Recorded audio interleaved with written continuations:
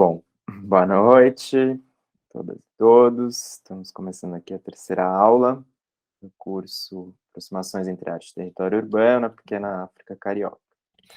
Então, essa relação com monumentos, né, que eu comecei conversando com vocês já antes, nos remete, né, a essa colocação do Walter Benjamin, que os bens culturais têm uma origem sobre a qual o historiador materialista não pode refletir sem horror, né? Pois devem sua existência não somente ao esforço dos grandes gênios que os criaram, como a corveia anônima dos seus contemporâneos. Assim, nunca houve um monumento da cultura que não fosse também um monumento da barbárie, e também a transmissão da cultura também não é isenta de barbárie, né? Então, é um pouco essa ideia de quem erige os monumentos para quem e, né, como eles aparecem na paisagem urbana, normalmente desde iniciativas do poder estatal para consolidar ideias de cultura, ideias de sociedade que ignoram essa corveia anônima, né, ou, enfim, como depois a gente vai ver com o Coitzica, de novo, vou retomar algumas questões apresentadas na primeira aula, por um outro viés, assim, mas a gente vai ver com, enfim, os marginais, por exemplo, que nos fala Oiticica. E aqui eu trago outro exemplo de um monumento a 3 trabalhadores assassinados numa greve da CSN em 88, que também foi destruído. Aqui é como ele está atualmente, foi restaurado e tudo mais, mas logo depois de sua inauguração, o monumento do Niemeyer, que sofreu esse atentado à bomba logo depois da sua inauguração. Então, para ver também como esses monumentos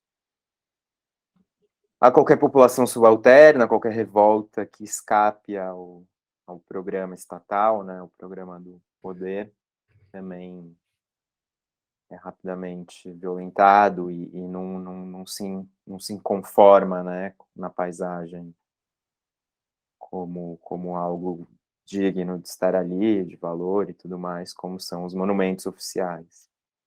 E aqui no Brasil a gente tem uma política muito tímida de estátuas que digam, que se dirijam a pessoas que não aquelas ligadas ao poder, à cultura hegemônica, né? Diferente da Argentina, por exemplo, que tem uma série de monumentos recentes também que revêem um pouco o papel de outras populações nos processos sociais do país. Enfim, também temos que lembrar aí as derrubadas de estátuas, né, no movimento, na esteira do assassinato do George Floyd, todo esse movimento de descolonização das estátuas e dos monumentos públicos, mas isso a gente pode falar um pouco mais adiante. Porque eu vou também, então, retomando aqui um pouco, tem uma ideia, o que eu comentei, que eu retomaria alguns pontos, por exemplo, o Mata Clark, agora, tem uma carga simbólica e também social nesse corte que ele faz, e aí ele vai chamar de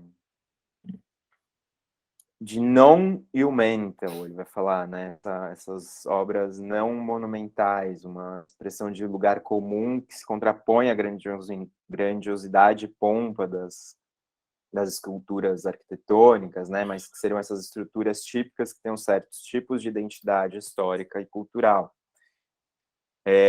com uma forma social reconhecível, né, e aqui, voltando para a imagem da casa cortada, é uma casa num subúrbio estadunidense, em forte transformação, um processo de gentrificação violento, inclusive, na época que eu escrevi a dissertação, eu cheguei a passear bastante pelo Google Earth, pelo Street View, assim, para ver como estava a região hoje. Realmente são condomínios e casas de pessoas de alta renda, então nesse momento estava passando por essa transformação e as populações pobres estavam sendo vidas, enfim, volta a gentrificação.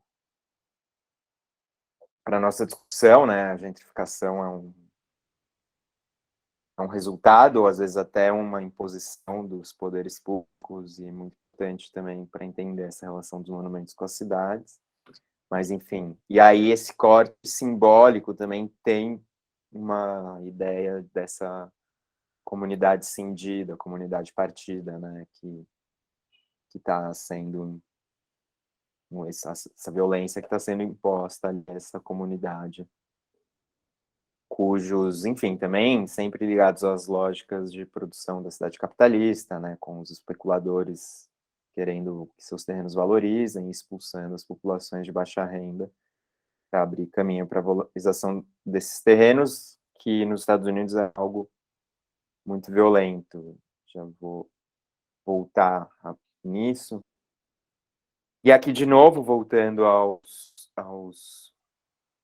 situacionistas, né, e esse mapa que eu tinha comentado, que eu traria aqui, um dos lugares de uma importância, né, que eu comentei na primeira aula, seria o mercado do Les Halles, que eu não tinha trazido aqui, mas que também e aí também se liga também à história das reformas urbanas no Rio de Janeiro na última aula, que é um pouco o desejo de limpar, né, a vista dos centros urbanos, remover as populações de baixa renda ou indesejáveis, esses marginalizados do espaço, sem muito bem o que fazer, sem saber o que fazer, né, sem ter necessariamente um plano. Como eu comentei, tanto no Morro do Castelo quanto no de Santo Antônio, que até hoje tem terrenos vagos lá e mal ocupados, assim, servindo a especulação imobiliária até os dias de hoje. O Les Halles, que era o mercado central da cidade, tem até fotos do Eugênio Attiger no final do século XIX, era um local de grande circulação. E aí, por questões também viárias, né, dos caminhões terem que acessar o centro de Paris, também tem um caráter nesse sentido. Mas, enfim, era uma obra que estava prevista já no plano do Haussmann, mas demorou muito para ser executada, só foi realizada na década de 70. O André Morot, que foi secretário da Cultura, tem um papel aí também, enfim. E aqui a gente vê o Les Halles sendo demolido, essa grande violência urbana também, tudo mais, e trazendo aqui o Mataclar, que também foi fez um corte ali na Bienal de Paris, em 75, que é o Conical Intersection, né, que é uma intersecção cônica dessa edificação do século XVII, que estava sendo demolida, e foi uma intervenção bem efêmera mesmo, assim, as intervenções dele já eram efêmeras, mas essa foi demolida em questões de, de dias, assim, não lembro se, tipo, 3 dias. Também por questões burocráticas, mas também porque a proposta dele tensionava justamente essas questões urbanas latentes ali. A gente vê atrás, né, que é o Centro Georges Pompidou, o Beaubourg está sendo construído ali, justamente onde parte do mercado se encontrava, depois tem estações de trem e tudo mais, mas o Pompidou também foi construído ali, então tem esse choque, é justamente esse non-monumento, né, em contraposição ao monumental Museu de Arte Moderna de Paris, ele faz sua intervenção nesse edifício a ser demolido, e essa intervenção efêmera, e essa imagem também, né, muito poderosa, enfim, construção imagética muito forte.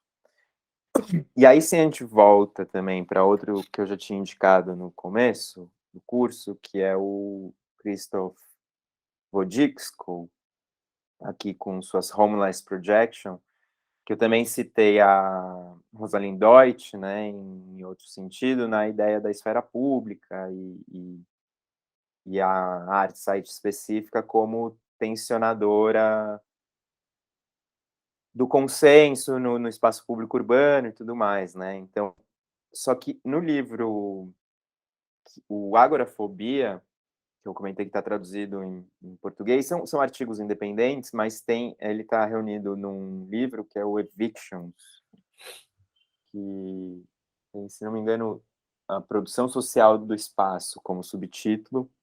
É muito interessante, em vários capítulos, que abordam o papel das mulheres no espaço urbano e a ausência delas no modernismo, por exemplo. Isso é uma discussão por autoras que se dirigem à cidade muito importante.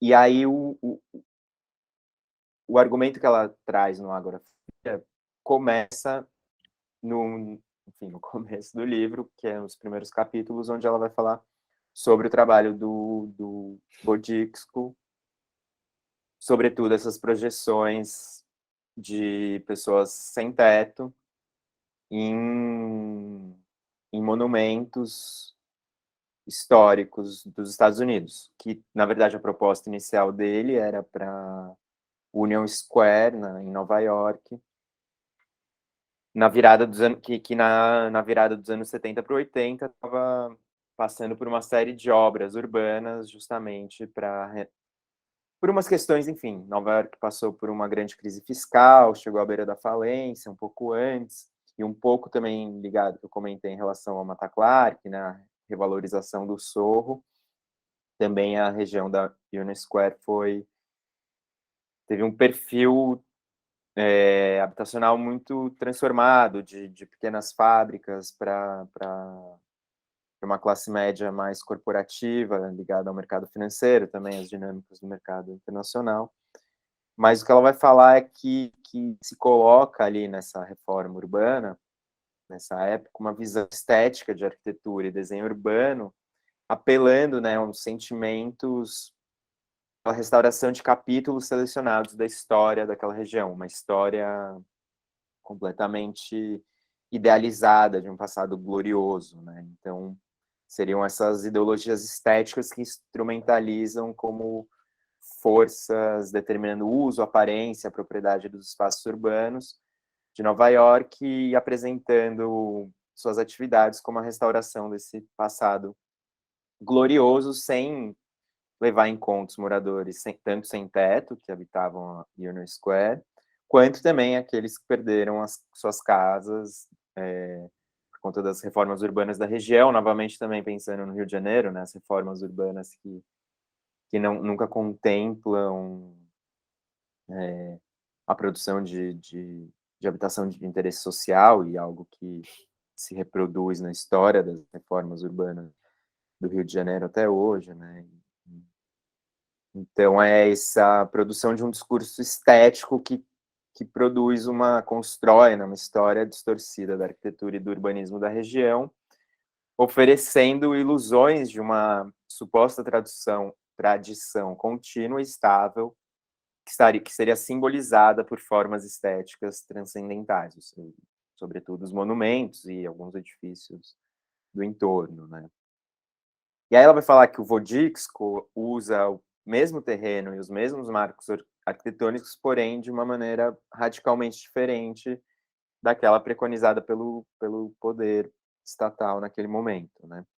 Então, sua forma é site-specific, temporária, colaborativa com a audiência e com os próprios moradores sem teto da região, e seu assunto, a matéria da sua obra, seria a capitulação da arquitetura às condições impostas pelo mercado imobiliário e o conteúdo, suas imagens, o temerário resultado social dessa aliança, né?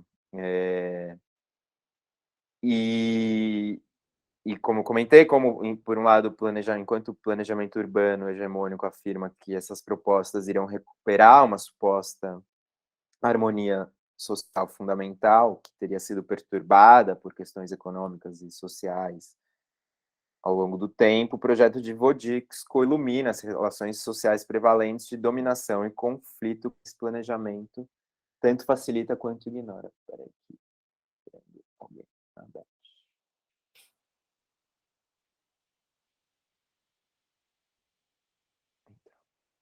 Oi, Beth. Comecei aqui. Então, enfim, tensiona, né, essa hegemonia, enfim, né, o historiador a contrapelo do Benjamin ali do começo pensa um pouco dessa maneira, né, de voltar, de perturbar mesmo esses significados supostamente estáveis. Tem algo que se liga também às esculturas em praças do Rio de Janeiro, que a gente vai ver mais adiante, né, que são essas esculturas neoclássicas do século XIX. Tinha até uma fundição que na França fazia em massa, Val d'Osme, se não me engano, e era quase vendida assim a rodo para o mundo inteiro. Muitas das que estão aqui, não as principais que a gente vai ver, mas algumas menores, na Praça São Salvador, se não me engano, é uma dessas esculturas, vendidas quase por catálogo, assim, também. Então, e aí aqui o que ela vai falar, né, essas esculturas neoclássicas do século XIX, que já são cópias de cópias parisienses de esculturas romanas e gregas, completamente descontextualizadas e investidas de novos significados aqui, nesse caso, nos Estados Unidos, sobre o emergente imperialismo dos Estados Unidos, né, e isso me lembrou também um pouco que o Rodrigo Naves fala sobre a vinda da Missão Francesa e todos os monumentos neoclássicos que são erigidos para o Dom João VI, e aí meio aquela coisa que não se encaixa com, primeiro, uma família real ainda muito absolutista, muito pouco iluminista, e também, né, um rei fujão e tudo mais, enfim, mas essa busca por dotar esses símbolos neoclássicos de outros significados, né? Mas isso está ligado, e acho que também tem a ver com as reformas do Pereira Passos, sobretudo, né? Mas de aumentar, uma busca por criar ordem e aumentar o controle social nas cidades estadunidenses na virada do século XIX para o XX, também por meio dessa estética que vai sendo imposta no espaço urbano. E aí, como eu comentei, uma crise fiscal de Nova York muito severa, então também tem uma estreita aliança com o mercado imobiliário que emerge daí, apesar do governo também gastar milhões de dólares na recuperação da praça, por exemplo, né? Mas, de novo, ela, nas palavras dela, tirar os pobres dos edifícios melhores localizados e realocar as propriedades para os trabalhadores demandados por essa nova Nova York corporativa, né? E aí ela também vai falar que a pobreza apenas se deslocou algumas quadras, o que também me faz pensar na Cracolândia agora, que o poder público vai varrendo violentamente a população de uma área para outra, e o problema social de fundo não é resolvido nunca, então essa população se torna mais nômade ainda pelo centro da cidade e tal. Inclusive agora querem cercar a praça Princesa Isabel lá e tal. Enfim. E aí, justamente, o que o Vodisco faria com essas homeless projections é justamente desmontar o discurso urbano obscurantista que engessa nessas edificações como parte de um ambiente físico. E aí ele vai entender a cidade circundante como um local de processos econômicos, sociais e políticos, e suas projeções contestariam justamente a crença que as construções monumentais são estruturas estáveis, transcendentes e permanentes, portadoras de significados essenciais e universais, né? Desse modo, ele proclama justamente a mutabilidade de sua linguagem, chamando atenção para a mudança de usos, os quais estão sujeitas, né? E à medida que as circunstâncias históricas e enquadramentos sociais se transformam ao longo do tempo. E, nesse sentido, ele trataria a arquitetura como uma instituição social e não como uma coleção de objetos belos ou utilitário, e trata o espaço urbano como um terreno de processos sociais. Por isso que eu comentei que é daí que emerge um pouco enfim, sua argumentação em relação à esfera pública que ela vai trazer mais adiante.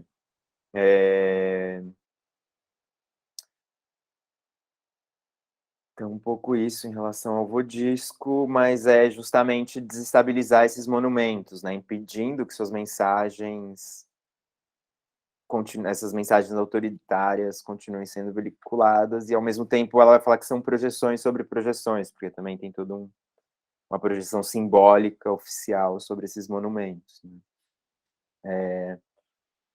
E aí, voltando também novamente para o Oiticica, que eu falei um pouco, né, dessa ideia do marginal, que ele fala em ganhar dinheiro e tudo mais. Gosto muito dessa frase, assim, eu vou explorar um pouco mais essa ideia do marginal na sequência, mas só para marcar, eu trouxe de novo essa citação, essa última frase desse texto dele, né? Só derrubando furiosamente poderemos erguer algo válido e palpável, a nossa realidade. Então também tem essa ideia de destruição criativa aí presente no pensamento, nessa posição ética, né, justamente do Oiticica, que é também uma aliança às manifestações tanto do marginal, o assaltante urbano, quanto também os revolucionários, porque ele vai fazer essa ligação também. E aqui, não sei se fica meio pequeno para vocês, mas tem esse documento que é um texto que ele escreveu, inclusive, para um catálogo do Frederico Moraes, para a ESG, em 68, que eu queria ler um pouco para vocês, que ele vai justamente elaborar melhor essa ideia desse monumento ético que ele entende, que ele, em diálogo com o Guy Brett, o crítico britânico, que ele entende como eles entendem como esse momento ético. E aí ele vai falar que o caso do Cara de Carvalho tornou-se um símbolo de opressão sobre aquele que é marginal, entre aspas, marginal a tudo nessa sociedade, o marginal. E tem uma construção também que me interessa pensar na nossa contemporaneidade, que é uma chaga aberta, que essa é a origem das milícias também, né?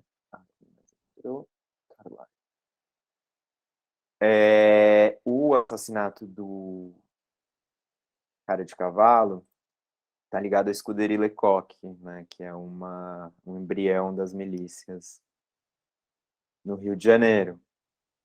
Então tem toda, enfim, a polícia acaba sendo mais marginal do que os próprios marginais. É uma história bem escabrosa, ele nem chega a citar tanto assim, mas num podcast, A República das Milícias, o Bruno Paes Mans conta uma história que ele não conta no livro, eu dei uma olhada no livro, eu não cheguei a ler, mas, enfim, toda a arbitrariedade na perseguição ao Cara de Cavalo e a torná-lo símbolo dessa marginalidade. Ele vai falar que a imprensa, a polícia, os políticos, inclusive o governador Carlos Lacerda chegou a chefiar pessoalmente uma blitz na perseguição do Cara de Cavalo.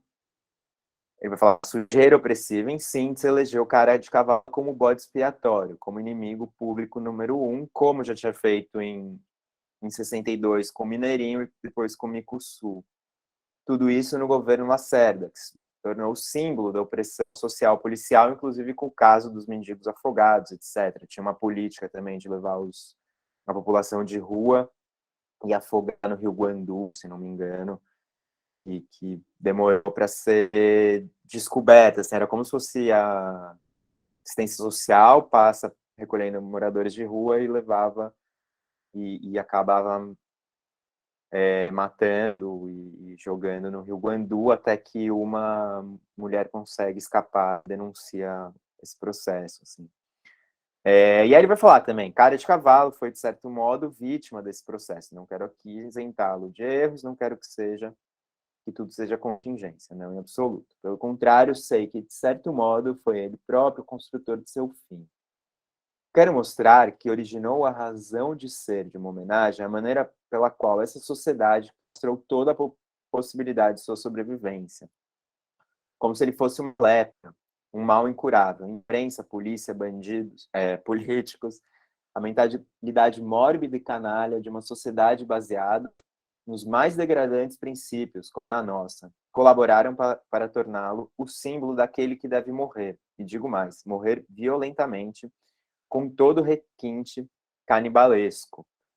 E aí, enfim, o que o Bruno Paes Mans conta no República das Milícias é o processo que o cara de cavalo estava tentando negociar com um policial honesto, e aí vem um esquadrão de olaria, da Invernada de Olaria, que também é outro lugar aí no caldo que forma as milícias, matam esse policial e colocam também na culpa do cara nas costas do cara de cavalo. Então, tipo, ele teria sido o assassino do detetive Lecoq e aí depois ainda colocam essa outra no momento que ele estava tentando negociar, daí ele percebe que ele vai ser morto de qualquer jeito e foge.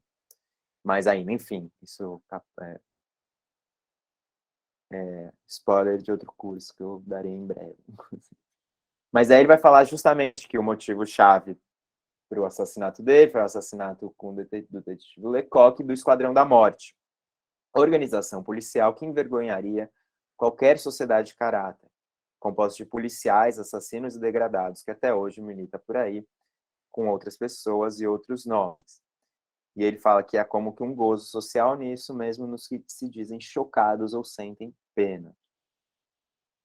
E aí, sua homenagem seria um modo de objetivar o problema, mais do que lamentar um crime, sociedade versus marginal.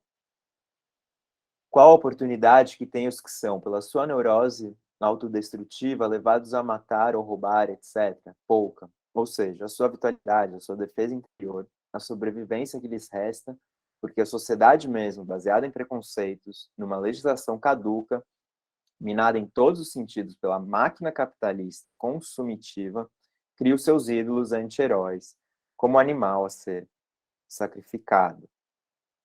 Passar para a última página, que já um pouquinho naquela página, mas só um último parágrafo aqui. O certo é que tanto o ídolo, inimigo público número 1, quanto o anônimo, porque depois a gente diferencia esse anti-herói anônimo, quanto o anônimo são a mesma coisa, revolta visceral, autodestrutiva, suicida contra o contexto social fixo, status quo social. Esta revolta assume para nós a qualidade de um exemplo. Este exemplo é o da adversidade em relação ao estado social, a denúncia de que há algo podre, não neles, pobres marginais, mas na sociedade em que vivemos. Aqui, isto aparece no plano visceral imediato. No outro plano, mais geral, e com outras conotações, estariam as mais heróicas experiências, Lampião, Zumbi dos Palmares, mais adiante, o exemplo mais vivo em nós, grandioso e heróico, que é o de Guevara. O problema do marginal seria o estágio mais constantemente encontrado e primário, o da denúncia pelo comportamento cotidiano. Acho essa ideia bem bonita. O exemplo de que é necessária uma reforma social completa, até que surja algo, o dia em que não precise essa sociedade sacrificar tão cruelmente um mineirinho, um micuçu, um cara de cavalo. Aí então seremos homens. E antes de mais nada, gente. Então, o monumento ali do começo, né, a destruição do monumento, também diz muito sobre esse estado de coisas que se perpetua até os dias de hoje, porque, de todo modo, a polícia não pode matar as pessoas, sejam elas culpadas ou não. Não temos pena de morte no país, né? É sempre bom deixar sempre claro isso, então, pior ainda quando são inocentes, mas, de todo modo. E aí, não sei se vocês conhecem o texto da Clarice Lispector sobre o Mineirinho, que é bem bonito. Recomendo que leiam. Também tem uma sensibilidade, assim, acho que ela estaria na categoria desses que sentem pena, entre aspas, mas é bem bonita a fala dela sobre o assassinato por 13 tiros pela polícia ao Mineirinho. E aí também, só novamente mostrando, comentei, né, como Parangolé dar mão forte, né, para as populações marginalizadas ou que não estão na cultura hegemônica. E aí a cultura hegemônica barra eles da entrada da exposição no museu, em 1965. Mas o espaço público ganha uma grande festa em compensação também. A festa acaba saindo do museu, indo para fora, né? E aqui agora sim, algumas atuações um pouco mais recentes, começar por uma um pouco mais histórica ainda, de 1979, mas que é um grupo muito importante nessa trajetória, nessa disputa, né, pelos monumentos urbanos e como eles se inserem no espaço público. É o coletivo artístico Três Nós Três, que foi formado durante essa ação, assim, essa ação foi a primeira atuação deles, um grupo formado por 3 estudantes da Universidade de São Paulo naquela época, Mário Ramiro, Dinilson Júnior e Rafael França, né, cada qual com sua produção, enfim, bastante conhecida hoje em dia, e realizaram essa ação inaugural do coletivo, enfim, dos 3 só o Mário Ramiro está vivo, inclusive. Essa ação inaugural em abril de 79 em São Paulo, quando eles passaram a madrugada ensacando as cabeças de 68 esculturas pela cidade. Num momento assim de distensão política, né, na reabertura política do país, porém com uma simbologia contra a ditadura muito forte, né? Esse ensacamento era e é utilizado como técnica de tortura pelas forças militares, paramilitares, enfim, por todas as chagas que ainda nos afligem. Então tem essa questão simbólica muito forte ali, política. E, enfim, mas de qualquer jeito é um momento inaugural, assim, né, da intervenção, da prática de intervenção urbana, estrito sensu, digamos, no Brasil, ou pelo menos se consolida, assim, essa prática de intervenção urbana propriamente, porque as outras ações até então, talvez a própria atuação do Oiticica ou do bairro não se nomeavam tanto desse modo, assim. E outro aspecto muito importante dessa intervenção deles, da atuação deles, de modo geral, é também a ocupação dos meios de comunicação de massa, né, que eles mesmos ligavam para as redações dos jornais reclamando que as estátuas estavam cobertas ou se autodenunciando, assim, tipo, como se fossem vizinhos indignados. Então, era uma cobertura midiática imediata, assim, uma percussão muito, muito forte, muito grande, e também ligado em moralismos e críticas à cidade está abandonada, a pichação está dominando, e alguns outros jornais têm esse caráter, assim, mas daí também, inclusive, aqui não dá para ver direito, mas é o Monumento às Bandeiras, que também foi ensacado por eles. E aí chegamos, por exemplo, nesse Monumento às Bandeiras, em super pequena escala, como vocês podem perceber, do Jaime Laureano, disputando a simbologia, né, muito violenta desse monumento em homenagem às bandeiras que exterminaram índios e negros pelo interior do país, reforçaram todo o sistema escravocrata, e que também, de novo, né, como parte do poder hegemônico, né, bandeirantes são parte dessa história paulistana hegemônica, nos termos colocados pela Rosalind Deutsch. E esse pequeno monumento, essa pequena maquete, né, do Jaime Laureano, é feita de latão fundido com balas encontradas em favelas, em territórios, balas de armas usadas pela polícia. Então, também tem essa carga muito forte em relação ao massacre das populações periféricas pretas na contemporaneidade, né? E aqui também tem outro exemplo aqui da produção do Jaime Laureano que acho bem bonito, não é ligado a monumento, a intervenção em monumentos, bom, nem aquele mas enfim, ele destabiliza as imagens de monumento, muitas de suas obras, né? Então ele vai reproduzir as calças nesse labirinto aqui, as calçadas assim, mais hegemônicas da cidade, que também não deixa de ser uma forma dessa construção estética, né? E aí, no meio, ele vai colocar o Marco Zero, que também conforma parte da ideologia do progresso de São Paulo e tudo mais, a placa do Marco Zero, que também foi colocada na Praça da Sé, num momento de uma reforma urbana gentrificadora, então também tem esse caráter relacionado às transformações urbanas. E esse Marco Zero também fundido em latão e balas e cartuchos de armas disparadas pela polícia paulista. Então também essa violência aí ele traz para o Marco Zero, São Paulo.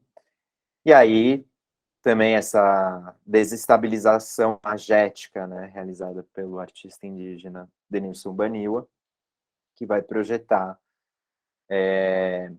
uma série de imagens, né, essa na verdade é a grande conclusão, mas vai sobre um videomapping sobre o monumento às bandeiras, dentro do projeto Vozes contra o Racismo, curado por Hélio Menezes, no começo de 2020. Então, essa projeção de outros mundos, né, sobre essa escultura hegemônica, então, também a estabilização da imagem sem violentá-la fisicamente, como ocorreu na pichação, que ela sofreu recentemente, mas é essa projeção de outros mundos sobre a escultura, que o Hélio Menezes vai falar, né? Aqueles malditos homenageados esculpidos na pedra tentaram apagar, que aqui aparecem, nesse monumento, aparecem como justamente as pessoas que empurram as canoas.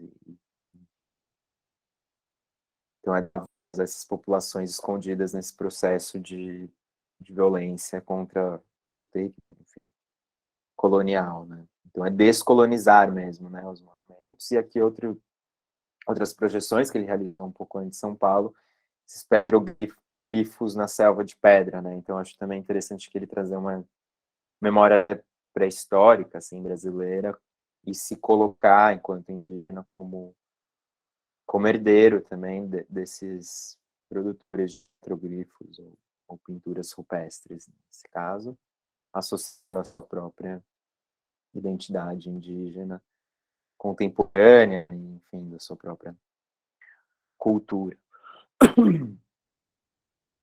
Agora eu vou chegar no Rio de Janeiro, acho que são três atuações diretamente com o monumento.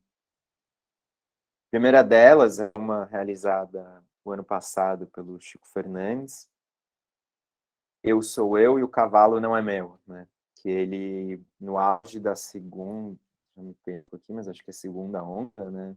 Em março de 2021, quando a gente estava vendo cerca de 3 mil óbitos diários por Covid, aquela vacinação marcha lenta ainda, a postura genocida do governo federal, como a gente bem sabe.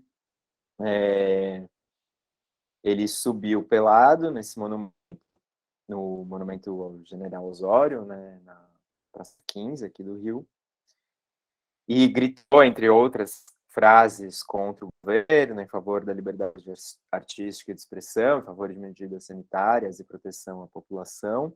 Também só saio daqui quando for vacinado. E aí ele fala que, né, um momento, naquela semana, o Brasil tinha atingido a marca de 300 mil mortos, e que esse seria o mesmo número de mortos, mesmo número de paraguaios dizimados na Guerra do Paraguai, na qual o general Osório foi um herói, teve um grande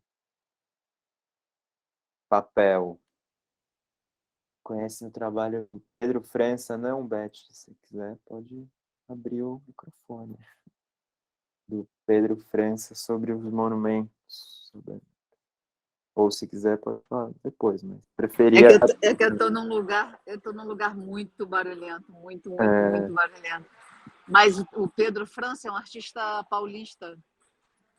Aliás, acho que ele é carioca, mas mora em São Paulo. Ele fez ele fez um trabalho sobre o Monumento às Bandeiras, repensando o monumento, repensando a área que o monumento ocupa e repensando o monumento em si. É incrível o trabalho. Eu vou pegar uma referência aqui na internet para mandar para vocês. legal, daí eu posso abrir aqui. Eu não conheço, boa referência. Valeu e, por favor, gente, me interrompa. Falando sozinho aqui. Mas hoje vai ser um pouco mais curto, de qualquer jeito. E aí é uma ideia que vai aparecer mais adiante, mas eu já vou colocar aqui, né, que quem encerra sua performance, obviamente, é a polícia, e é uma coreografia policial, digamos assim, né, que vai lá, inclusive tem que colocar uma escada para tirar ele de lá e tudo mais. É levado para a delegacia e tal, e algo que eu acho que ele está acostumado, o trabalho muitas vezes acaba na delegacia. E também ganha uma repercussão na imprensa relevante. Tem até um artigo do Álvaro Costa e Silva, se não me engano, que é bem divertidinho de ler, sobre o peladão da Praça 15, e também com as questões políticas ali que ele levanta. O outro trabalho, que inclusive a Júlia conhece e comentou no final da aula passada, comentou também em relação à ponta do calabouço, que eu mostrei bastante, né, o processo de transformação daquela região. É esse trabalho da Aline Besouro, apresentado... Enfim, é um site, depois eu posso passar para vocês. Posso falar aqui. Esse site chamado Atrevo, é atrevo.hotglue.me, que é um site interativo bem interessante, que aqui as imagens estáticas, isso aqui eu extraí da publicação do Desilha, que fez parte, que foi um seminário que a gente organizou ano passado. Então, a publicação é um pouco mais engessada, mas é bem interessante o repertório que ela traz no site, que eu vou contar um pouco para vocês, depois falar um pouco mais do que tem no site, que ultrapassa um pouco, enfim.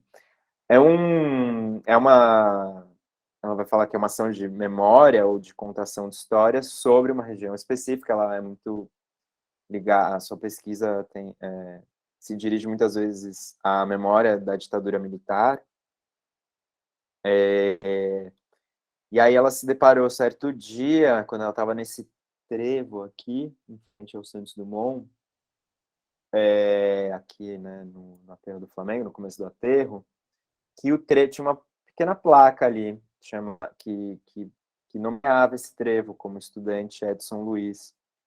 O estudante Edson Luiz, não sei se vocês sabem, foi assassinado, né, aos 18 anos, num restaurante estudantil Calabouço, que se encontrava justamente aí na antiga ponta do Calabouço, durante uma manifestação contra o aumento do valor das refeições em março de 68, gerando uma série de manifestações que começaram uma efervescência ao longo do ano de 68,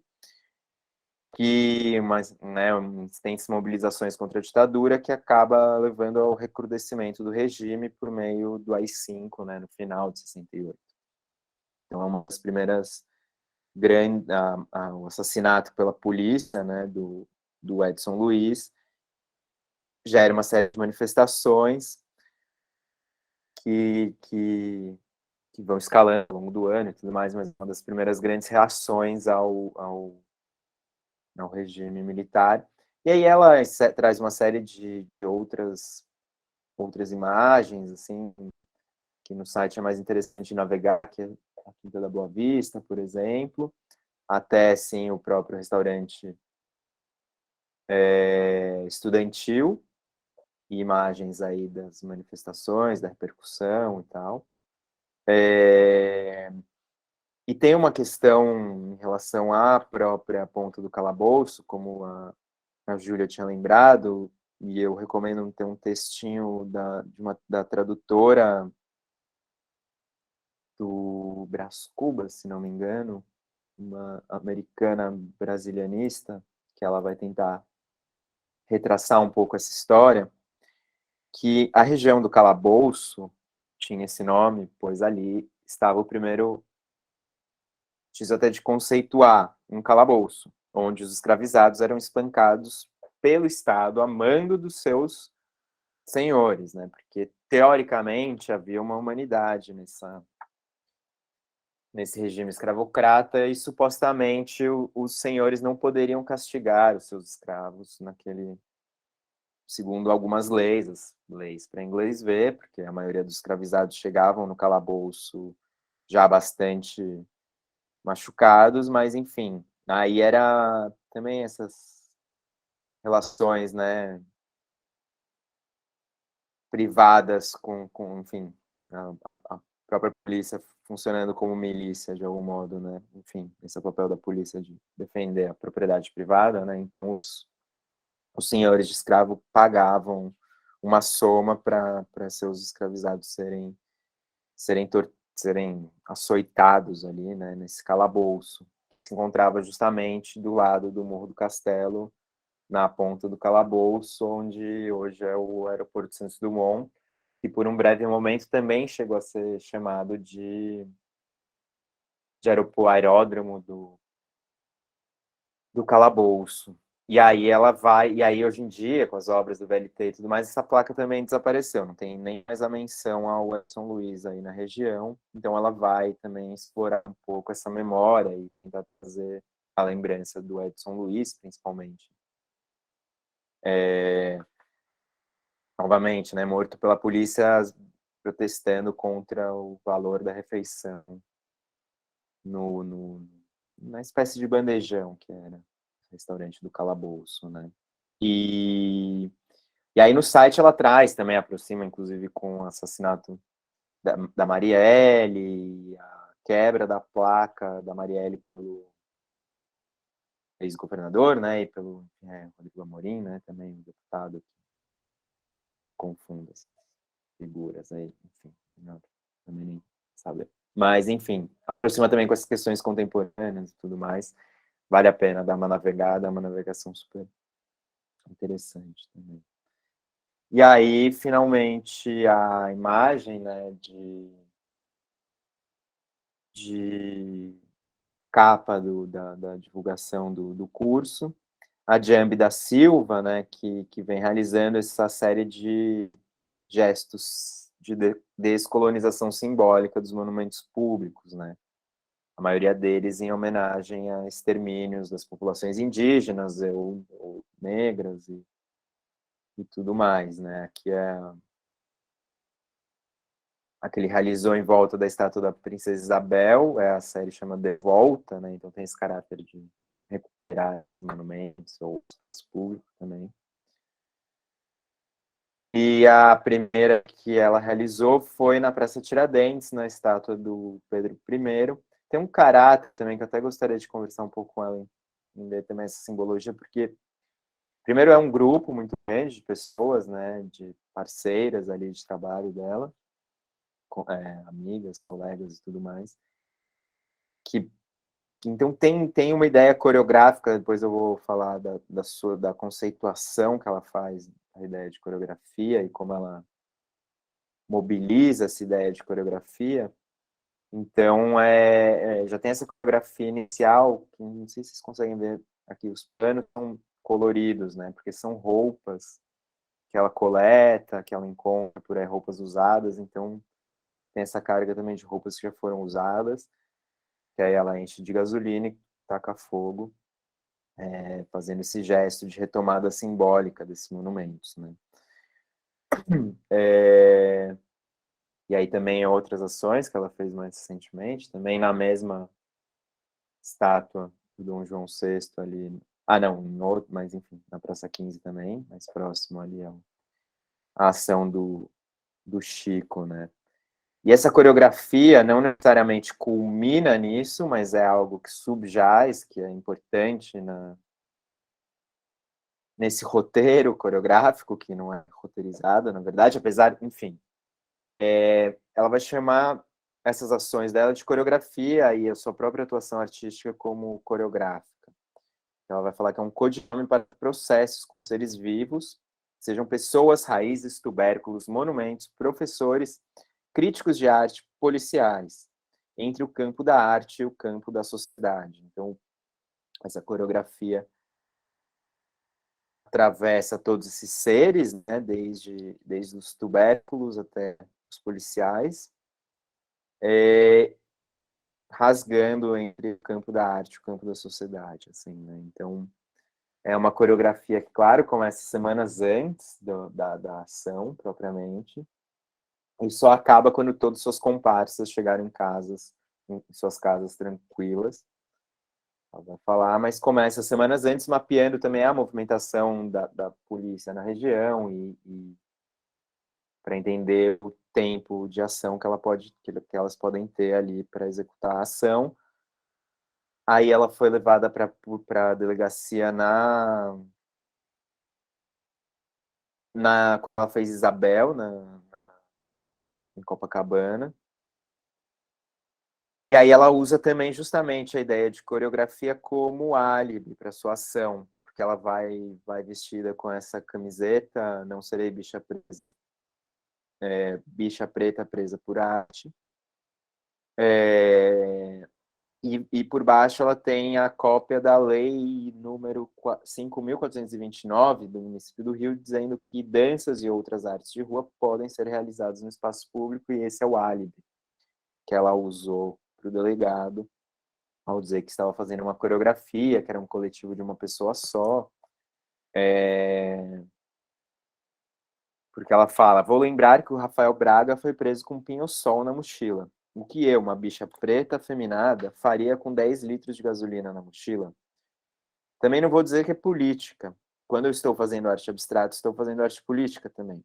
Desse jeito, quando faço arte política, posso dizer que é arte abstrata, dança. Então, tipo, ela não vai falar que é arte política para a polícia, né? Para não atrair isso, e vai se apoiar na ideia de que está fazendo uma dança sozinha. Também o álibi da arte às vezes funciona, né? Só uma última indicação também de um trabalho dela muito bonito, em parceria com Tadaskia. É um filme A Poeira Não Quer Sair do Esqueleto, sobre a memória da favela do Esqueleto, que foi removida para a construção do campus da UERJ. É bem bonito o, o, o vídeo delas. E para finalizar, uma produção. Deixa eu tentar aumentar um pouco isso. Do Paulo Nazaré, que faz parte da sua série Cadernos de África.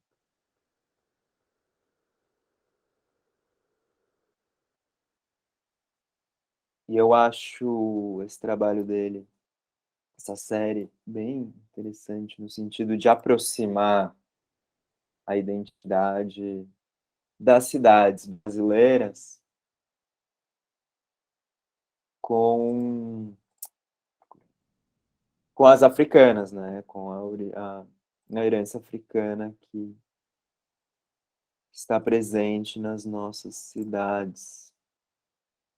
Vou compartilhar de novo aqui. Deixa eu ver se consigo ver um pouco melhor agora.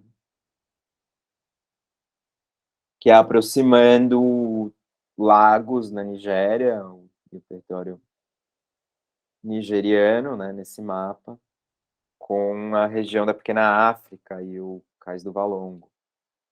E faz parte, enfim, aqui é o projeto, né, que ele é uma série desses projetos e veicula como em exposições e tudo mais, mas é o projeto: deixar que meu corpo tombado se encoste nos fósseis de pretos novos no cemitério de valas comuns no bairro de Gamboa, Cais do Valungo, cidade do Rio de Janeiro, Brasil. Deixar que meu corpo se encoste nos fósseis de pretos escravizados no cemitério de valas comuns da cidade de Lagos, Nigéria. Deixar meu corpo aí parado, absorvendo a energia da terra. É bem forte também essa conexão entre as valas comuns da Nigéria, a Porta do Não Retorno, e as valas comuns do Cais do Valongo, né? E aí só algumas outras imagens dessa série que eu acho, nesse caso específico, com a identidade africana presente nas nossas cidades e vice-versa, nessas aproximações Brasil e África, mas também, enfim, é interessante para se pensar a cidade contemporânea Então aqui é Benim, aqui é o Morro da Providência, Santa Luzia, sua cidade natal, novamente sua natal, Ingaté, a própria Santa Catarina, também presente nessa série de imagens do Paulo Nazaré. Então, eram um pouco essas produções que eu queria trazer para vocês hoje. A Beth mandou aqui o vídeo do Pedro França, que acho que... Então, estava pensando uma coisa que eu ia te contar. Uma ideia, assim. Como agora falem aí, agora eu quero abrir aqui. Você já viu que está rolando uma conversa entre a Beth e o Bernardo, então, se quiser comentar.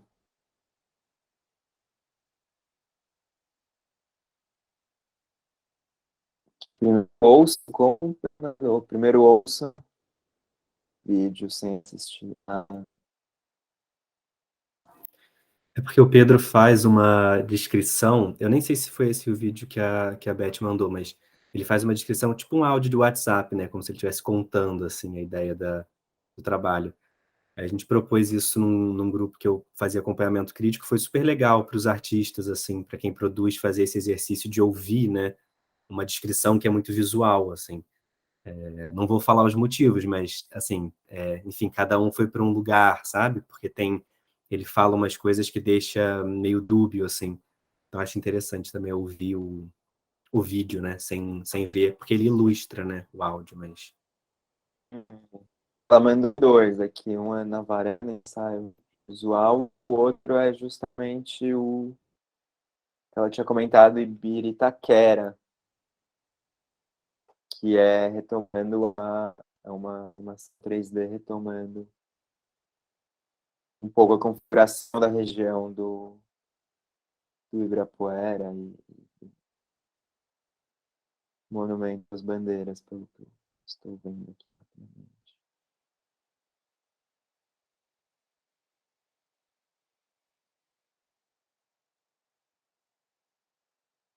E qual que é esse trabalho, Bernardo?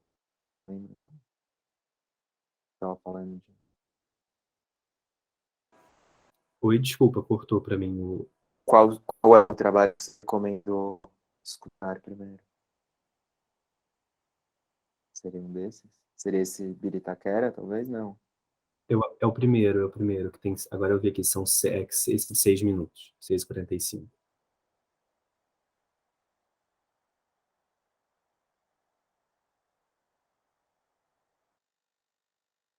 Não, esse não tem. Mas sim, é bem... É uma ideia meio ficção científica, quase, de repovoamento, né? Dessa região, pelo que eu posso ver, Beth. Não sei, pelo menos tem uma estética, acho que pelo render 3D.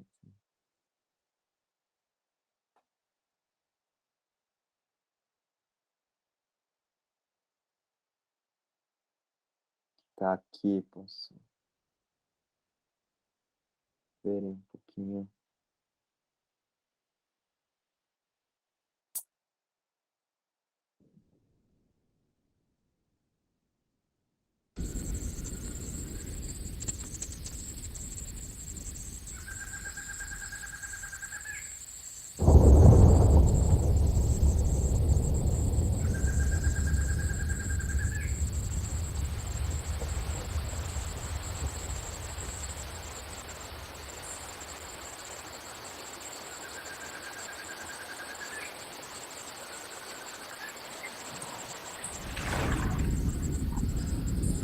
É um pouco uma ideia do devir dessa região, digamos, né?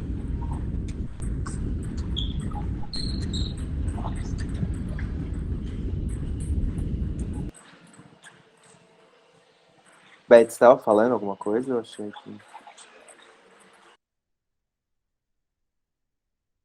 Não. Não, não estava não, não estava não. É que eu vi, tava... Bom, depois eu deixo o link aí para vocês também, mas fica a dica, quero assistir. Um pouco esse devir dessa paisagem, né? Não sei se eu cheguei a comentar que esse é um dos meus interesses também de pesquisa. Em relação à paisagem entrópica, um pouco, que eu apresentei da minha tese, então valeu aí também pela dica. Então aí os links, depois eu posso compartilhar.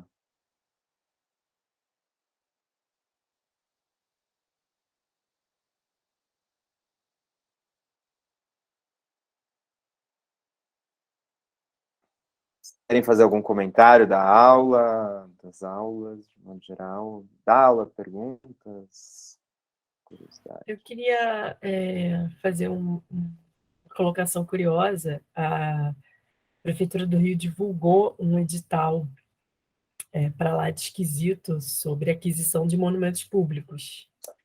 E aí tem uma parte assim que fala: a Prefeitura do Rio criou a Comissão Curatorial Especial para a indicação de artistas consagrados, que está em negrito, consagrados, nacionais ou estrangeiros, para aquisição de obras de arte monumentais para espaço público. E aí depois ela lista uma comissão para lá de curiosa também. E aí é muito doido essa coisa de artistas consagrados, né? O que são artistas consagrados, assim? E o que essa comissão irá julgar como artistas consagrados, assim, né? Além de tudo que você está dizendo, assim, né? Colocando esses trabalhos que já são históricos e levantando esses novos, como essas pessoas vão julgar artistas consagrados para adquirir obras públicas, assim, monumentais, assim, tipo, assim, isso tudo que a gente já colocou hoje, assim, né, no mundo, assim, e como a prefeitura escreveu isso e sei lá, nem ligou para o que vem acontecendo, né, e por que essas obras que você falou dessas esculturas francesas, né, que você até citou, que eles fabricavam muitas. Eu acho muito curioso, eu nunca paro ali na Praia de Botafogo, tem uma sequência também de umas... Ai, travou um pouco. Eu vou procurar aqui.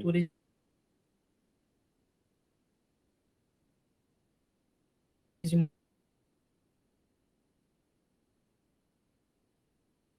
umas mulheres.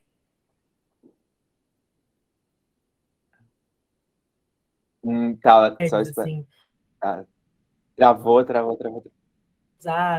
E eu Volta um pouquinho. caí. Espera que acho que... Voltei? Sim, sim. Aí, agora sim. Você vai para na Praia de Botafogo, tem uma série que você falou. E aí tem essa série de mulheres, assim, sei lá, tem umas 3, 4, e no final é um monumento à Marinha, assim, que também é uma coisa super geométrica, que também é meio abandonado ali, não faz muito sentido. Então são monumentos muito desconexos do nosso cotidiano, né? Acho que até da nossa relação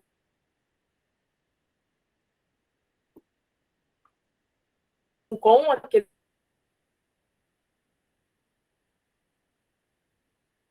monumentos, né? De qualquer pessoa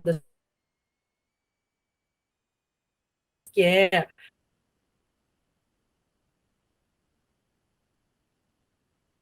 enfim. E essa mesma prefeitura que lança um processo de higienização da cidade, que aí ali tem esculturas que saíram quando eles refizeram a obra do Maracanã, que está ali há anos. Então, assim, tem até os que têm alguma relação, eles deslocam e tudo bem, sabe? Eu acho que o Espiralar lá do início da presidente Antônio Carlos só voltou porque teve uma manifestação, né, social social, uma manifestação da comunidade artística muito grande, ele voltasse, mas as outras estão lá há anos, assim. Eu Sim. perdi a aula da semana passada, mas aquelas esculturas, por exemplo, que estão no Cais do Valongo, passaram muitas décadas ali, naquele... Quando você passa Presidente Vargas sentido Maracanã, tem umas grades, assim, aí você reconhece, tem umas que estão tombadas, essa do Milton Machado, como ela precisa estar chumbada para ficar em pé, ela tem uma armação de ferro que está segurando ela. Então tem uma relação também curiosa com esses monumentos da cidade, né? Eu estava dando uma procurada aqui. Enfim, eu queria saber de Botafogo, que você falou, essa sequência. A praia de Botafogo fica naquele canteiro meio central, sabe? Sim, é um lugar. Nunca passo tanto pelo canteiro central. Ali é meio... Tem uma que é mais ou menos na altura do edifício Argentina, tem uma mais para cá, uma antes, uma depois. Vou dar uma olhada. É bem provável até abrir aqui a página da função. É isso, é Valdós, né? Essa função. E aqui a gente tem uma série, justamente, a liberdade na Praça Tiradentes, a justiça, então, tipo, essas imagens meio genéricas, essa linguagem neoclássica que pode ser aplicada em qualquer lugar. E aí, enfim, você trouxe um tema interessante, né, pensar justamente na contemporaneidade, por um lado, e aí essa questão que você fala dessas obras abandonadas, tem uma história também de uma obra da Tomiotaki, uma escultura da Tomiotaki que foi instalada na Lagoa, que sumiu, você tem ideia de onde ela foi parar, assim, que nem as vigas da Perimetral. Desapareceu, não está nem nesse depósito. Assim. Mas que, em primeiro lugar, eu acho que nessas as esculturas contemporâneas, né, já se inserem de uma maneira diferente, que nem a própria do Altércio aqui no começo da Antônio Carlos. Então já rompe um pouco, né, pelo menos rompe com esses monumentos colonialistas e exaltando essas figuras genocidas, de fato. Porém, em 2022, reforçar isso, né, nessa lógica de grandes artistas e tudo mais, realmente é complicado, porque a gente sabe que tem uma série de produções que poderiam estar à altura e talvez seriam até mais interessantes. Enfim, tem todas as políticas, os editais, né, que a prefeitura lança, bastante preocupados com territorialidades periféricas e de dar valores maiores até para ações nas zonas oeste e norte, e aí você vê que, por um lado, enfim, os menores valores vão para essas ações, assim, o caráter acaba meio social, e enquanto as grandes esculturas que vão estar na Zona Sul, monumentos públicos, nos quais serão gastos milhões e milhões, vão para os mesmos agentes de sempre, né? Realmente. Será que eles têm critérios no edital para quem que é esse artista consagrado? Assim? Deve ter, não duvido nada. Tantos anos de trajetória, tantas exposições.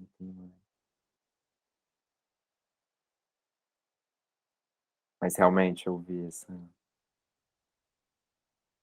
Não sabia que tinha um edital, realmente, mas eu vi o lançamento da comissão curatorial.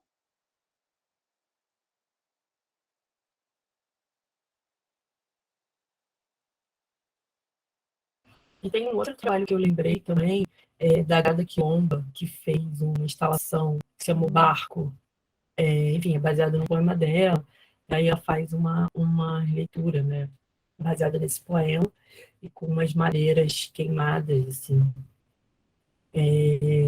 pensando a processo escravocrata, né, e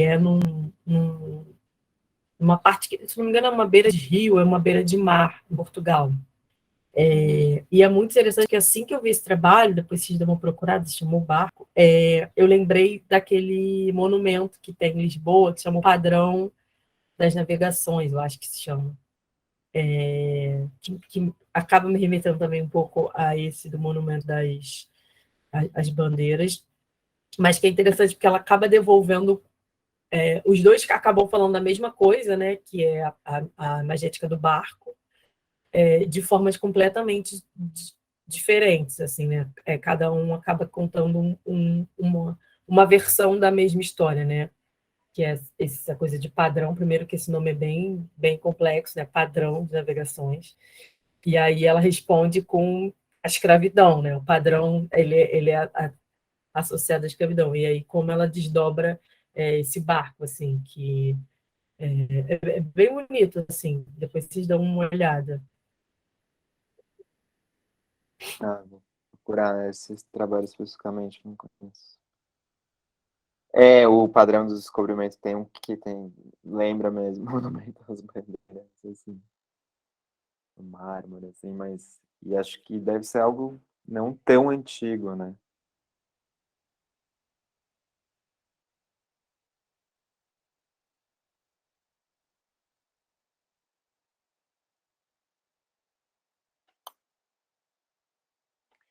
Eu comentei porque senão eu paro de gravar e a gente conversa um pouco mais solto também. Uma coisa que eu achei interessante, eu não sabia que a performance do cara pelado na Praça 15, eu não sabia que era uma intervenção, uma performance artística. Das matérias que eu vi assim em veículos de comunicação, né? Todo mundo só falava assim, o cara que estava querendo vacinar, o cara desesperado porque não tinha vacina e tal, e até perguntando se ele poderia ser preso por causa do atentado violento ao pudor, né, essas coisas todas, né, eu realmente não sabia, estou sabendo agora. Né, são essas atuações que também estão no limite ali, o próprio ensacamento acho que traz isso, e outras ações do 3 Nós 3 também. Limite entre... Enfim, camuflam-se como arte, né? E aí também é um pouco a volta que a Jambi dá nessa ideia de coreografia e arte e tudo mais. Acho que ali tem uma carga imagética que a gente identifica como arte, mas ela falar que é coreografia é bacana. Eu esqueci de comentar, aliás, uma questão teórica fundamental que seguramente a informa nessa ideia de coreografia é a ideia de coreopolítica, coreopolícia, do André Lepec, né, um pesquisador dos Estados Unidos brasileiro, mas que vai justamente falar da coreografia que a polícia impôs aos corpos e em manifestações também. Então, essa ideia de coreografia que ela traz seguramente está muito ligada à coreopolícia do André Lepec. Como romper, né, com essa coreografia policialesca que nos amarra. Esse artiguinho agora Carlyle, voltando também, essa questão, o artigo do Álvaro Costa e Silva é muito engraçado mesmo, assim, que ele fala justamente dessa ambiguidade, ele termina falando... Mas uma coisa que eu fico pensando assim, né, eu fiquei pensando agora, na verdade eu vou pensar também durante um tempo, né, como é que eu vou chegar e falar assim, do objetivo, né, assim, né, da ação, né, porque uma coisa, por exemplo, eu lembro logo quando eu cheguei no Rio, eu não lembro o nome do artista, né, que ele espalhou várias várias estátuas, ele espalhou em vários lugares, então tinha em cima do prédio e tal, tinha em vários lugares, e você andava pela cidade, e você ficava olhando assim, e você ficava, puxa, o que é aquilo? Será que é uma pessoa que está querendo se jogar e tal? Ela gerou um questionamento assim durante um tempo, né, e depois, né, e aí teve entrevista com ele, acho que foi até uma exposição que ficou no CCBB, assim, mas ela trouxe, assim, essa obra, no caso, ela trouxe uma reflexão, e logo depois, assim, não sei se também por conta da disseminação da informação em veículos de comunicação em outros lugares, você era revelado que era uma obra, eram obras artísticas espalhadas pela cidade, né? E aí, no caso dessa performance na Praça 15, né? Eu, por exemplo, que nem eu acho que quase um ano depois, né? Eu não sabia que era uma manifestação artística, né? Para mim, eu assim, talvez, não sei se por conta das informações que eu li em veículos de comunicação, né, do que foi falado, né, ela não para mim assim, ela não chegou a ter o impacto de uma ação artística, né? É isso aí que na verdade que eu pensei agora e vou pensar durante um tempo, assim, na verdade, né? Então acho que é um ponto interessante a gente de repente pensar, ou que vai fazer com que eu pense, né?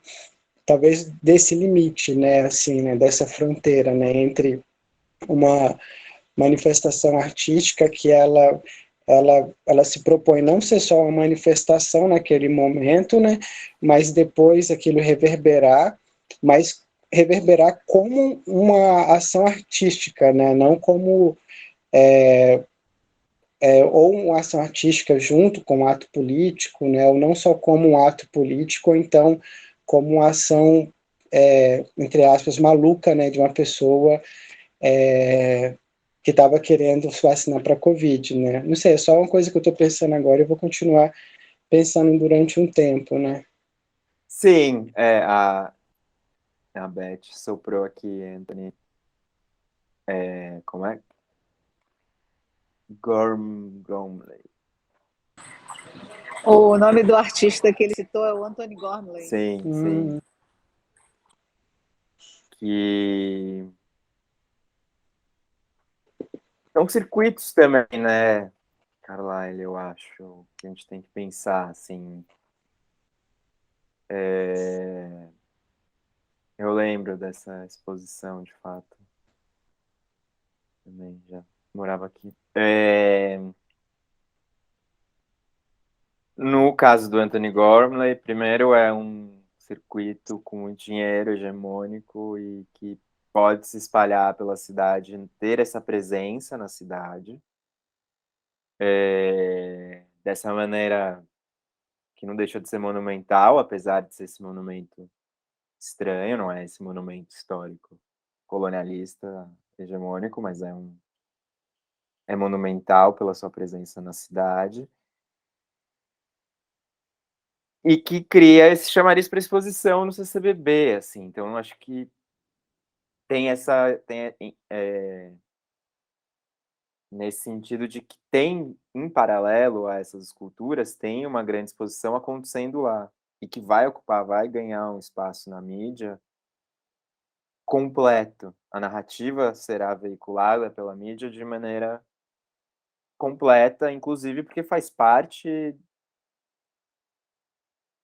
né, do próprio processo publicitário mesmo, assim, né, da exposição, de algum modo, assim, faz parte, e tá certo também, acho, essas exposições blockbusters, ainda mais o Anthony Gormley, tem esse aspecto de levar multidões para verem arte contemporânea, e tá ótimo que tenha dinheiro para isso também, que são aquelas exposições mais vistas do ano, no mundo, até, às vezes, né? E por outro lado, o Chico, e aí eu acho que está também nesse limite que a Jambi coloca ali, assim, entre fazer arte ou fazer política, né?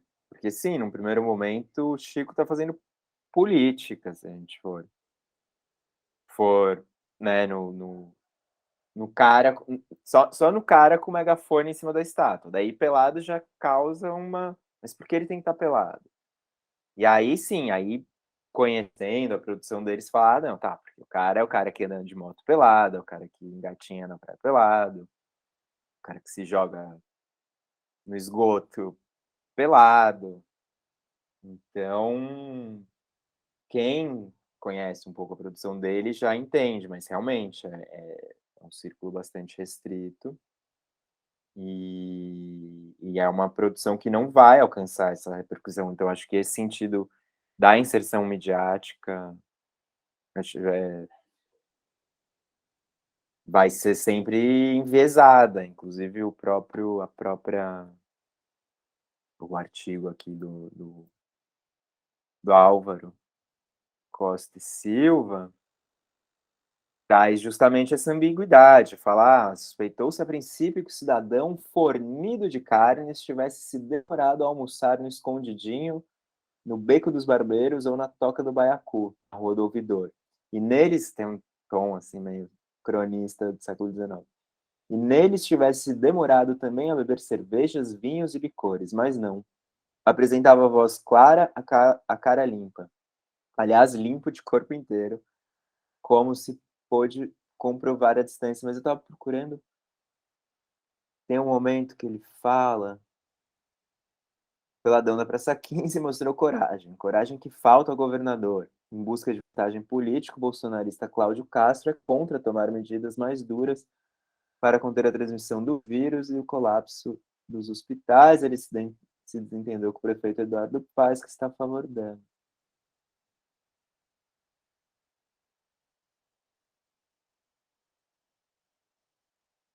Ele fala em algum momento que é um artista. Preso por agente de segurança por ato obsceno, disse em sua defesa que se tratava de uma manifestação artística. Ou, digo eu, um protesto pacífico, um ato carnavalesco de desobediência civil. Então, acho que também dá um pouco nessas ambiguidades, assim, por um lado, seja essa relação entre política e arte que a Jambi traz, não vou dizer que é política, mas quando eu estou fazendo arte abstrata, eu estou fazendo política, quando eu faço política, eu posso dizer que é arte abstrata, então joga com isso. E por outro lado, aí também eu estava falando dessa presença monumental do Gormley pela cidade, que é uma presença que o 3 Nós 3 vai ter com o ensacamento, mas é uma presença também muito mais marginal, digamos, muito mais sutil, né? Então, não é essa presença monumental, que eles conseguem ter uma capacidade de... É diferente, eu acho que um artista, Eduardo Surur, que colocou salva-vidas nas estátuas de São Paulo. E aí sim, patrocinado por grandes empresas e tudo mais, e com um destaque e uma inserção midiática hegemônica, digamos assim. Mas, enfim, acho que é interessante curioso você falar, até acho que pode ser algo que o Chico possa até gostar, né, de ver como ele... Porque daí, enfim, claro, ele não vai entrar com essa obra num circuito hegemônico, então você não vai vê-lo no CCBB, ou talvez veja em alguma, mas você vê no mar, eventualmente, mas é isso, daí em algum momento você se depara com o registro dessa ação, ou com uma outra ação, e você vai falar, então aquilo era arte, aí, né, são os mecanismos da arte contemporânea, do mesmo modo que também você vai mostrar para alguém a obra da Jambi, com certeza o discurso hegemônico faz, isso não é arte, isso é vandalismo, não sei o quê, então, apesar de não ter vandalismo envolvido. Saquei.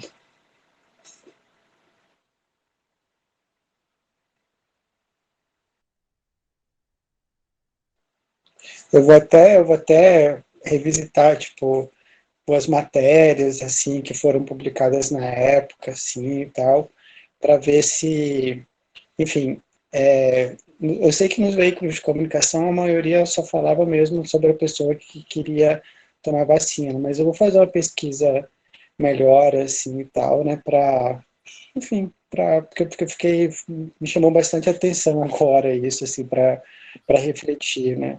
Eu lembrei também de um grupo, eu não sei, eu esqueci, não sei se é Desvio Coletivo, que eles fazem uma performance chamada Cegos, né, que eles se vendam, eles colocam venda, né, nos olhos, né, eles colocam, se vestem com roupas de executivos, né, e se colocam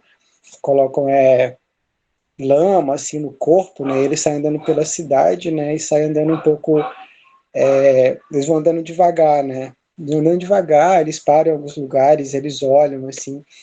Aí eu lembro que quando eles fizeram aqui no Rio, né, já tem uns 10 anos, né, aí foi interessante, né, porque tem toda uma contextualização, né, eles passaram justamente ali na Cinelândia, né, alguns lugares ali que tem os prédios, né, tem os empresários, né, então tinha essa coisa do tempo, né, então as pessoas estavam ali, então ao mesmo tempo que elas não tinham tempo, assim, para conversar e tal direito, o almoço tudo muito corrido, mas elas paravam em alguns momentos, assim, para ver as pessoas andando ali, né, nesse movimento, né, então assim, naquele momento teve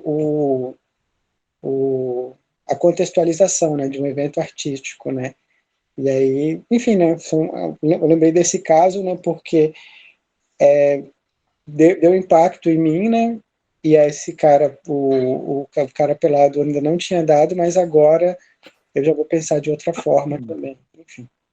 Sim, sim. Mas curioso também que essa ação não necessariamente seria vista como artística, claro, que eu acho que tem essa que você comentou agora, né? Uhum. Sim, conheço também. Tem o grupo Empresa também, que faz ações parecidas, tipo executivos rastejando pelos centros urbanos, enfim, tem uma série de ações. Eu trouxe hoje especificamente, tentei focar um pouco mais na ideia de monumentos, né? Claro que extrapolei um pouco para questões um pouco mais amplas, mas essas ações mais contemporâneas eu trouxe para monumentos específicos, poderia ter, enfim, porque daí depois tem outras possibilidades imagéticas, né? O próprio, enfim, acho que Yuri Cruz, por exemplo, com a imagem da Anastácia liberta, né? Não lembro exatamente o nome, mas sem a mordaça. Tem até aqui. Também poderia ser trazida. O André Vargas, que acho que a Tabata comentou, né? Cadê meu santinho? Era Anastácia Livre, se eu A não me Anastácia engano. Livre. Isso. Que inclusive ele apresentou lá na tipografia, cara. Não se misturou aqui com os outros papéis. Mas eu encontrei um jornalzinho do Paulo Nazaré, em compensação, sobre a antiga casa de detenção de São Paulo. Que é também, enfim, esses jornaizinhos que eu, como projeto ali do Cais do Valongo, que eu comentei, também sobre Tem outros sobre movimentos de direitos civis nos Estados Unidos, enfim, tem uma série de temas, que é a Paulo Nazaré Edições Limitada. Mas, enfim, também, porque também tem essas outras, enfim, performances que causam essa disrupção, né, no ambiente urbano, nessa correria do cotidiano, que também acho super interessantes, super válidas. Um outro artista, um jovem artista, é o Elilson, né, que fez a Marcha Ré, por exemplo, denunciando, e aí também tem tensões entre arte e política, digamos assim, denunciando a perda de direitos trabalhistas, tem umas com, agora eu me confundo exatamente, mas assim, esse é em relação aos retrocessos dos direitos sociais, mas tem outros relacionados à perda de direitos trabalhistas, também são outras propostas interessantes. E a imagem, Tabata, que você falou da Grada Quilombo, me lembra também muito Rosana Paulino, mas que daí também não são ações, são menos públicas ainda, né? Não são no espaço urbano, como eu entendi que a da Grada é. Mas a imagem me lembrou, tipo, o assentamento, assim, fogueira. Super, até a materialidade, né? Lembra bastante mesmo. É, É verdade. a imagem que você construiu, que você falou assim, estava me vindo. essa questão do Chico Fernandes me lembrou muito a minha monografia. Quando a gente escreve monografia, né, depois a gente vai passando o tempo e a gente vê que o nosso texto é horroroso. Mas a minha monografia é sobre a arte como delito. E aí eu levanto questões justamente de Ambê e do Chico, que é onde a arte está socialmente, que para ela é possível cometer esses pequenos crimes, assim, né, como arte. E aí eu me lembro muito, é uma pesquisa que está bem parada, mas está super para retomar, assim, né? E é uma questão que acaba muito, às vezes, ligada a governos extremistas ou a ditaduras, né? Muitas vezes ela acaba sendo ligada a isso, mas às vezes não. Às vezes ela está no limite mesmo do que a sociedade compreende como, como permitido ou não, né? Enfim, aí eu busco artistas que têm essa questão, por exemplo, do nu em locais públicos. Tem um fotógrafo americano que ele tem... esqueci o nome dele. Ele fotografa pessoas... Ele fez até no em São Paulo, tem muitos anos, deve ter mais de 10 anos, do Ibirapuera. Aquele que tira fotos de multidões de pessoas. Exatamente. E aí ele, por exemplo, fotografava sempre ele, pequenas pessoas, e eles eram sempre presos, por exemplo, por atentado ao pudor. E aí ele começa a chamar multidões, porque ele faz uma virada de chave do atentado ao pudor e vira para naturalismo, porque eles são muitos.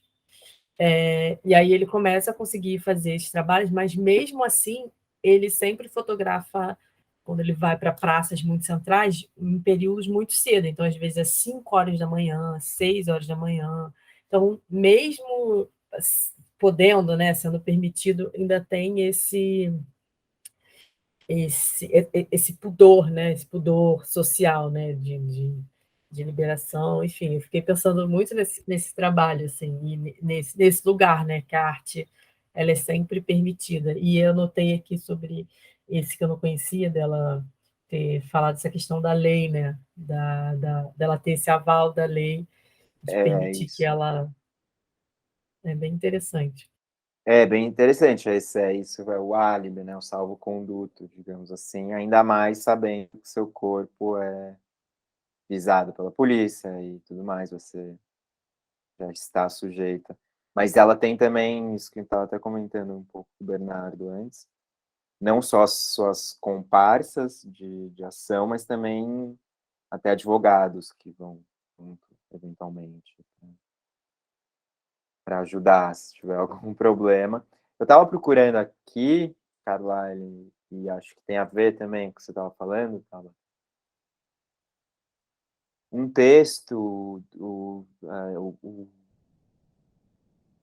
Chico Fernandes postou aqui sobre um texto que a Paula Borg escreveu sobre sua produção, Chico Fernandes e a nudez na performance em espaços públicos, no portal Arte que Acontece, mas já tem muito tempo e na página do Arte que Acontece tem que olhar, tem que procurar com um pouco mais de calma.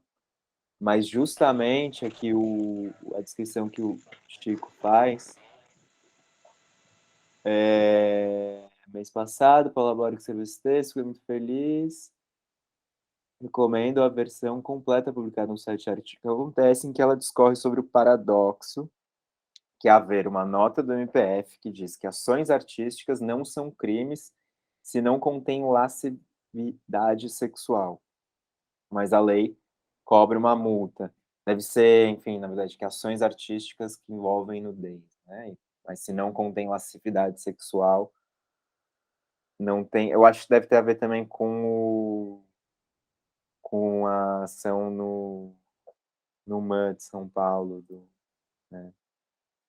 O MPF deve ter, enfim, precisaria ler. A gente procura esse artigo, mas toca um pouco nesse ponto. Legal, gostei. Depois dá uma fuçada na página do próprio Chico, por aí.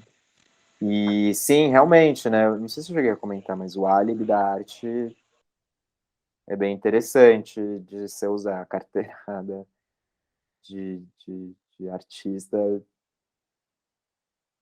porque dá uma abertura para o policial, tipo, até se enfim, Eu acho acho que também tem interessante. uma coisa que se conta um pouco com desconhecimento da pessoa, né? Porque eu acho que a gente é um pouco taxado de maluco em certos momentos, sabe? Ah, tá bom, é arte, sabe? Assim, ah, é arte, é meio doido, É, isso, sabe? qualquer coisa, cai É no qualquer campo coisa, de sabe? vale Aí eu tudo, acho que. mas ao mesmo tempo faz os próprios policiais, assim, pensarem sobre a situação e tudo mais, que eu já me deparei em alguns momentos, assim, em terrenos baldios e tudo mais, Uhum. de abordagens muito truculentas, que você tá ali, não é arte, senhor, é arte. E aí, tipo, como assim? Nunca vi isso. Daí você vai ficando com calma, a Jamie fala isso. Acho que já fechei aqui, mas ela fala. Comecei a explicar pausadamente para o delegado o que eles estavam fazendo. Daí ela fala uma coreografia e tudo mais, porque a arte já estava também. Hoje em dia acho que talvez já seja um pouco mais criminalizada. Mas, enfim, mas essa postura, né? Também não adianta sair fazendo qualquer coisa, falar é arte, não.